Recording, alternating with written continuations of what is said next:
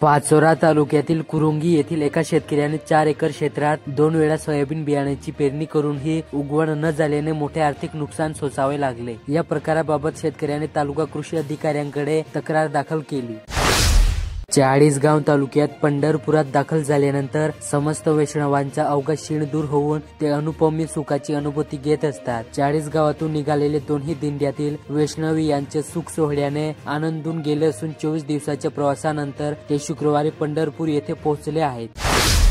चाळीसगाव तालुक्यात खरीप हंगामात मक्याचे उत्पादन मोठ्या प्रमाणात घेतले जाते। या पिकावर यंदा लष्करी अळीचा प्रादुर्भाव झाल्याने शेतकऱ्यांपुढे नवे संकट उभे ठाकले। यासोबतच गेल्या 2 ते 3 आठवड्यांपासून सुरू असलेल्या सततच्या पावसामुळे पिकांमध्ये तण वाढले।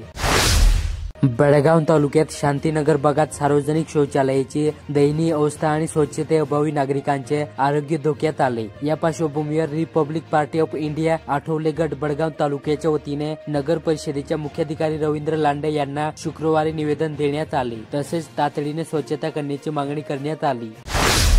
अमळनेर शहरातील तांबेपुरा भागातील शिवशक्ती कॉलनी परिसरातील पावसामुळे रस्त्याची अत्यंत दुरवस्था झाली। तसेच मूलभूत सुविधांचा अभाव त्वरित उपाययोजना करण्यात यावी अन्यथा आंदोलन करू असा इशारा रहिवाशांनी दिला। याबाबत पालिकेचे उपमुख्याधिकारी रवींद्र चव्हाण यांना निवेदन दिले। अमळनेर तालुक्यातील 10 गावांमध्ये बालिका पंचायत स्थापना होणार। हा अभिनव प्रयोग मुख्य कार्यकारी अधिकारी मिनल करणवाल यांच्या आदेशानुसार राबवण्यात येत आहे। डाकघर येथे बालिका पंचायत गठीत करण्यात आली। धरणगाव येथील अखिल भारतीय सूर्यवंशी क्षत्रिय समाज मंडळ जळगाव यांच्या वतीने विद्यार्थी गुण गौरव सोहळा नुकताच पार पडला। समाजातील 300 विद्यार्थी विद्यार्थिनी व सेवानिवृत्त कर्मचाऱ्यांचा सत्कार करण्यात आला। चाळीसगाव तालुक्यात नानासाहेब डॉक्टर उत्तमराव महाजन शिक्षणशास्त्र महाविद्यालयाच्या शैक्षणिक वर्ष 2024-25 बीएड प्रथम व द्वितीय वर्ष विद्यार्थ्यांचा निकाल 90% लागला।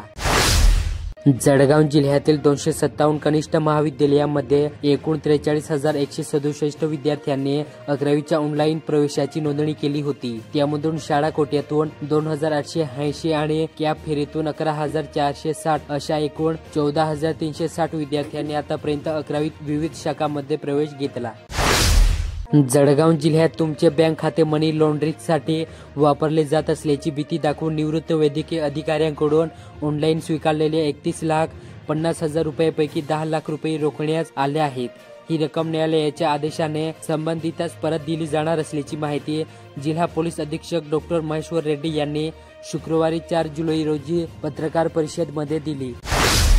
बेळगाव तालुक्यात गिरणा नदीपात्रातून सुरू असलेल्या बेमुसर व अवैध वाळू उत्खननावर प्रशासनाने मोठी धडक कारवाई करत तब्बल 8 वाळूने भरलेले ट्रॅक्टर जप्त केले आहेत।